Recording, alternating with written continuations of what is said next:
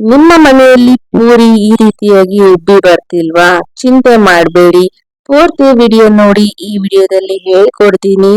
ಅದು ಸಹ ಕೆಲವೊಂದು ಟಿಪ್ಸ್ ಮತ್ತು ಟ್ರಿಕ್ಸ್ ಅನ್ನ ಯೂಸ್ ಮಾಡಿಕೊಂಡು ಯಾವ ರೀತಿಯಾಗಿ ಪೂರಿಯನ್ನ ಈ ರೀತಿ ಉಬ್ಬಿ ಬರುವ ಹಾಗೆ ಮಾಡಬೇಕು ಅಂತ. ಮತ್ತೆ ಪೂರಿ ಯಾರಿಗ ಇಷ್ಟ ಇಲ್ಲ ಹೇಳಿ? ಚಿಕ್ಕವರಿಂದ ದೊಡ್ಡವರವರೆಗೂ ಎಲ್ಲರೂ ಸಹ ಇಷ್ಟಪಟ್ಟು ತುಂಬಾನೇ ಎಂಜಾಯ್ ಮಾಡ್ಕೊಂಡು ತಿಂತಾರೆ ಅಲ್ವಾ? ಬನ್ನಿ ನೋಡೋಣ ಈ ರೀತಿಯಾದಂತಹ ಉಬ್ಬಿ ಬರುವಂತಹ ಪೂರಿಯನ್ನ ಸುಲಭವಾಗಿ ಈಸಿಯಾಗಿ ಮನೆಯಲ್ಲೇ ನಾವು ಮಾಡಬಹುದು ಹೋಟೆಲ್ ರೀತಿಯಾಗಿ. ಮೊದಲಿಗೆ ನಾನಿಲ್ಲಿ ಒಂದು ಬೇಸನ್ ಅನ್ನ ತಗೊಂತಾ ಇದ್ದೀನಿ. ಇದರಲ್ಲಿ ನಾನು ಗೋಧಿ ಹಿಟ್ಟನ್ನ ಆಡ್ ಮಾಡ್ಕೊಂತಾ ಇದ್ದೀನಿ. ಗೋಧಿ ಹಿಟ್ಟನ್ನ ನಾನಿಲ್ಲಿ 2 ಕಪ್ ಅಷ್ಟು ಆಡ್ ಮಾಡ್ಕೊಂಡಿದ್ದೀನಿ. ನೀವು ಕ್ವಾಂಟಿಟಿಯನ್ನ ನೋಡ್ಕೊಂಡು ಜಾಸ್ತಿ ಮಾಡ್ಕೋಬಹುದು. ನಂತರ ಇದಕ್ಕೆ ರುಚಿಗೆ ತಕ್ಕಷ್ಟು ಉಪ್ಪನ್ನ ಆಡ್ ಮಾಡ್ಕೊಳ್ಳಿ. ಹಾಗೆ ಒಂದು 3/4 ಸ್ಪೂನ್ ಅಷ್ಟು ಸಕ್ಕರೆಯನ್ನ ಹಾಕೊಳ್ಳಿ. ಹಾಗೆ ಒಂದು 3 ಸ್ಪೂನ್ ಅಷ್ಟು ಚಿರೋಟಿ ರವೆಯನ್ನ ಹಾಕೋಬೇಕಾಗುತ್ತೆ. ಈ ಕೇಸರಿ ಬಾತ್ ಎಲ್ಲ ಮಾಡ್ತೀವಲ್ಲ ಆ ರವೆಯನ್ನ ಇಲ್ಲಿ ಯೂಸ್ ಮಾಡಿದೀನಿ. ಗೋಧಿ ಹಿಟ್ಟು, ಸಕ್ಕರೆ, ಉಪ್ಪು, ಚಿರೋಟಿ ರವೆ ಹಾಗೂ ಒಂದು 3/4 ಸ್ಪೂನ್ ಅಷ್ಟು ಎಣ್ಣೆ ಎಲ್ಲವನ್ನು ಹಾಕಿ ಒಮ್ಮೆ ಕೈಯಿನ ಸಹಾಯದಿಂದ ಈ ರೀತಿಯಾಗಿ ಮಿಕ್ಸ್ ಮಾಡ್ಕೊಳ್ಳಿ. ಚೆನ್ನಾಗಿ ಮಿಕ್ಸ್ ಮಾಡ್ಕೋಬೇಕಾಗುತ್ತೆ. ನಂತರ ಈಗ ಒಂದು ಬೌಲ್ ನಲ್ಲಿ ನೀರನ್ನ ತಗೊಳ್ಳಿ. ನೀರನ್ನ ನೀವು ಒಂದೇ ಸರಿ ಹಾಕಬಾರ್ದು, ಸ್ವಲ್ಪ ಸ್ವಲ್ಪನೇ ಹಾಕೊಂತ ಹಿಟ್ಟನ್ನ ಕಲಿಸ್ಕೋಬೇಕಾಗುತ್ತೆ. ಚಪಾತಿ ಆಗ್ಲಿ ಪೂರಿ ಆಗ್ಲಿ ನೀವು ಒಂದೇ ಸರಿ ನೀರನ್ನ ಹಾಕಿ ಕಲಿಸ್ಬೇಡಿ, ಸ್ವಲ್ಪ ಸ್ವಲ್ಪನೇ ಹಾಕೊಂತ ಕಲಿಸ್ಕೊಳ್ಳಿ. ಆಗ ನಿಮ್ಗೆ ನೀರಿನ ಅಳತೆ ಕ್ಲೀನ್ ಆಗಿ ಗೊತ್ತಾಗುತ್ತೆ. ಈ ರೀತಿಯಾಗಿ ಚೆನ್ನಾಗಿ ನಾದ್ಕೊಂತ ನೀವು ಹಿಟ್ಟನ್ನ ಕಲಿಸ್ಕೋಬೇಕಾಗುತ್ತೆ.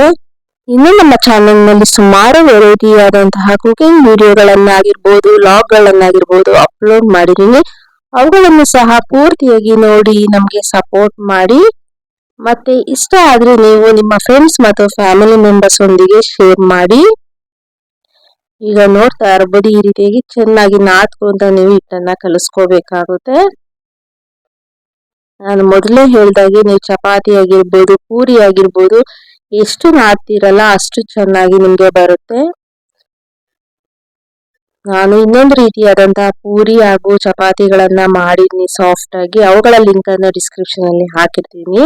ಈಗ ಲಿಡ್ ಅನ್ನ ಕ್ಲೋಸ್ ಮಾಡಿ ಒಂದು 5 ರಿಂದ 10 ನಿಮಿಷ ಬಿಡೋಣ.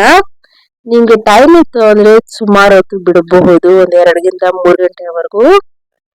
ಈಗ ಲಿಡ್ ಅನ್ನ ಓಪನ್ ಮಾಡಿ ಒಮ್ಮೆ ಚೆನ್ನಾಗಿ ನಾದ್ಕೊಳ್ಳಿ ಹಿಟ್ಟನ್ನ. ಈಗ ಇದರಿಂದ ಚಿಕ್ಕ ಚಿಕ್ಕ ಬಾಲ್ಸ್ ಅನ್ನ ಮಾಡ್ಕೊಳ್ಳಿ. ನೀವು ಯಾವ ಸೈಜ್ ಅಲ್ಲಿ ಪೂರಿ ಮಾಡ್ಬೇಕು ಅನ್ಕೊಂತೀರಲ್ಲ ಆ ಸೈಜ್ ಅಲ್ಲಿ ನೀವು ಉಂಡೆಗಳನ್ನ ಮಾಡ್ಕೋಬೇಕಾಗುತ್ತೆ. ನಾನಿಲ್ಲಿ ಹೋಟೆಲ್ ಎಲ್ಲ ಮಾಡ್ತಾರಲ್ಲ ದೊಡ್ಡದಾದ ಪೂರಿ, ಆ ರೀತಿಯಾಗಿ ನಿಮ್ಗೆ ಮಾಡಿ ತೋರಿಸ್ತಾ ಇದ್ದೀನಿ.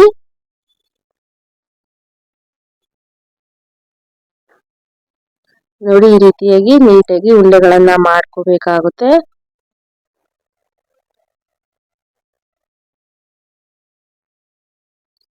ಈ ರೀತಿ ಎಲ್ಲವನ್ನು ನೀಟಾಗಿ ಸಾಫ್ಟ್ ಆಗಿ ಮಾಡ್ಕೊಂತಾ ಇದ್ದೀನಿ ಉಂಡೆಗಳನ್ನ. ಈಗ ಮತ್ತೊಂದು ಕಡಾಯಿಯಲ್ಲಿ ಎಣ್ಣೆಯನ್ನ ಕಾಯೋದಕ್ಕೆ ಇಡ್ತಾ ಇದ್ದೀನಿ. ಇಲ್ಲಿ ಎಣ್ಣೆ ಚೆನ್ನಾಗಿ ಕಾಯಬೇಕು. ಅಷ್ಟರಲ್ಲಿ ನಾನು ಈ ಪೂರಿಗಳನ್ನ ಲಟ್ಸೋದು ಯಾವ ರೀತಿಯಾಗಿ ಅಂತ ತೋರಿಸ್ತೀನಿ ನಿಮ್ಗೆ. ನೋಡಿ ಹಿಟ್ಟನ್ನ ಜಾಸ್ತಿ ಹಾಕೋಬಾರ್ದು, ಈ ರೀತಿಯಾಗಿ ಸ್ವಲ್ಪನೇ ತಗೊಂಡು ಈ ರೀತಿಯಾಗಿ ಲಟ್ಟಿಸ್ಬೇಕಾಗುತ್ತೆ. ಎಲ್ಲಾ ಕಡೆ ಈವನ್ ಆಗಿ ಲಟ್ಟಿಸ್ಕೋಬೇಕಾಗುತ್ತೆ. ಒಂದ್ ಕಡೆ ದಪ್ಪ ಒಂದ್ ಕಡೆ ತೆಳು ಆ ರೀತಿಯಾಗಿ ಲಟ್ಟಿಸ್ಕೋಬಾರ್ದು. ಮತ್ತೆ ನೀವು ಪೂರಿ ಮಾಡುವಾಗ ಒಂದು ನೆನ್ಪಿಟ್ಕೊಳ್ಳಿ, ಯಾವಾಗ್ಲೂ ನಾವು ಲಟ್ಟಿಸ್ಕೊಂತೀವಲ್ಲ ಅದು ತುಂಬಾ ತೆಳ್ಳಗೆ ಇರಬಾರ್ದು. ಚಪಾತಿ ಎಲ್ಲ ಲಟ್ಟಿಸ್ತಿರಲ್ಲ ತೆಳ್ಳಗೆ, ಆ ರೀತಿಯಾಗಿ ಇರಬಾರ್ದು. ಇದು ನಿಮ್ಗೆ ಆದಷ್ಟು ಸ್ವಲ್ಪ ದಪ್ಪಗೆ ಇರಬೇಕು. ಈ ರೀತಿಯಾಗಿ ಒಂದ್ 4-5 ಮಾಡಿ ಇಟ್ಕೊಳ್ಳಿ. ಈಗ ಎಣ್ಣೆ ಚೆನ್ನಾಗಿ ಕಾದ ನಂತರ ಈ ರೀತಿಯಾಗಿ ಪೂರಿಗಳನ್ನ ಹಾಕಿ, ಎಣ್ಣೆ ಚೆನ್ನಾಗಿ ಕಾದಿರ್ಬೇಕು. ಕಾದ ನಂತರವಷ್ಟೇ ನೀವು ಪೂರಿಗಳನ್ನ ಹಾಕ್ಬೇಕಾಗುತ್ತೆ. ಈ ರೀತಿಯಾಗಿ ಪೂರಿಗಳನ್ನ ಹಾಕಿ 2 ಸೈಡ್ನು ಚೆನ್ನಾಗಿ ಫ್ರೈ ಮಾಡಿಕೊಂಡು ಈಗ ಪೂರಿಗಳನ್ನ ತೆಗೆದ್ಬಿಡಿ. ಇದೇ ರೀತಿಯಾಗಿ ನಾನು ಎಲ್ಲಾ ಪೂರಿಗಳನ್ನು ಸಹ ಫ್ರೈ ಮಾಡಿಕೊಂಡೆ. ಒಂದಕ್ಕಿಂತ ಒಂದು ಪೂರಿ ಚೆನ್ನಾಗಿ ಉಬ್ಬಿ ಬಂತು. ಖಂಡಿತವಾಗಿ ನಾನು ಹೇಳಿರುವಂತಹ ಟಿಪ್ಸ್ ಅನ್ನ ಫಾಲೋ ಮಾಡಿ ನೀವು ಸಹ ಮನೆಯಲ್ಲಿ ಮಾಡಿ. ನಿಮ್ಗೂ ಸಹ ಇದೇ ರೀತಿಯಾದಂತಹ ಪರ್ಫೆಕ್ಟ್ ಉಬ್ಬಿದ ಪೂರಿ ಬಂದೇ ಬರುತ್ತೆ.